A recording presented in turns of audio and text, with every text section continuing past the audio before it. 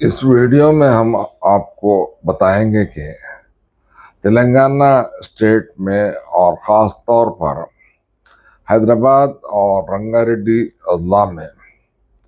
کس طرح real estate schemes ہو رہے ہیں اور ہوئے ہیں، اور کس طرح لوگ جو انوسنٹ ہیں اپنی محنت کی کمائی سے محروم ہو چکے ہیں اور ہو رہے ہیں۔ تو ان کے لیے میں اس ویڈیو میں بتانا چاہ رہا ہوں کہ آپ احتیاط سے کام لیں، اور اگر آپ کسی بھی ریئل اسٹیٹ پروجیکٹ سے نقصان اٹھائے ہوئے ہیں اور وکٹم بنے ہوئے ہیں تو آپ کو کیا کرنا ہے اس تعلق سے میں بتا رہا ہوں۔ جو بھی یہ رنگا ریڈی ہونے دیجئے یا پھر حیدرآباد کے باغات ہونے دیجئے، جہاں جہاں بھی ریئل اسٹیٹ کمپنیز نے کچے لے آؤٹس بنا کر اور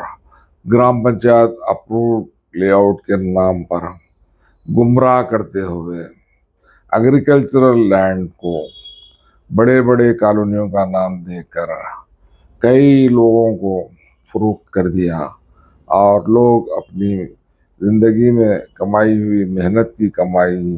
ان پروجیکٹس پر لگا کر آج در در کی جو ٹھوکریں کھا رہے ہیں اور پھر صحیح فیصلے نہیں کر رہے ہیں، اور نقصان ان کا ہونا واجب ہے۔ تو مزید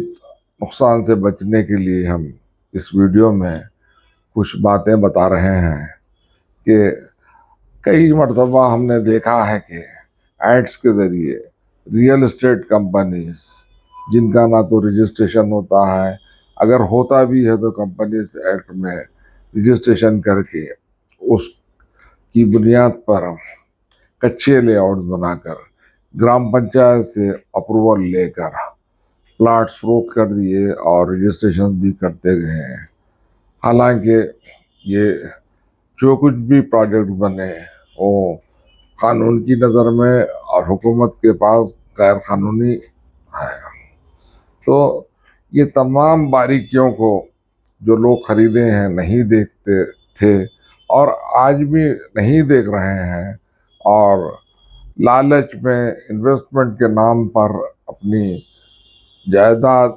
اور آمدنی کو ایسے پروجیکٹس پر لگا کر نقصان اٹھا رہے ہیں۔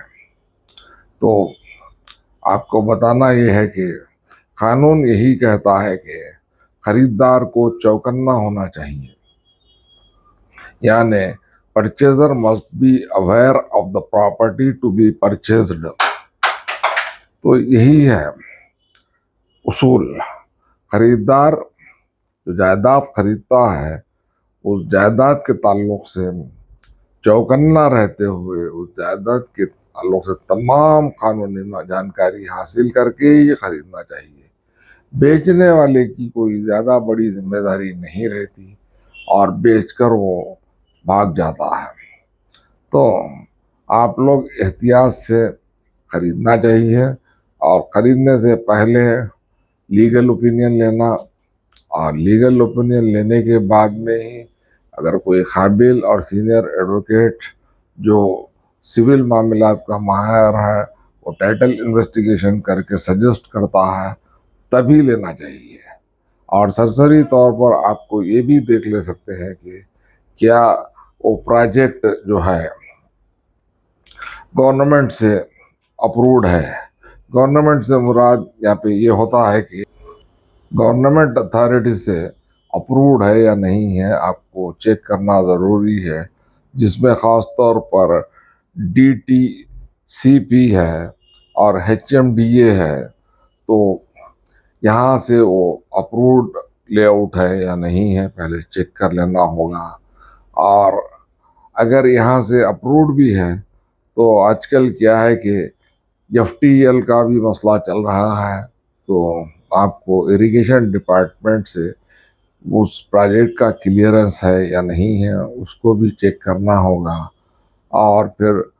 تبھی آپ اس جائیداد کی خریدی کا معاہدہ کر سکتے ہیں۔ اور خاص طور پر یہ بات ذہن نشین رہے کہ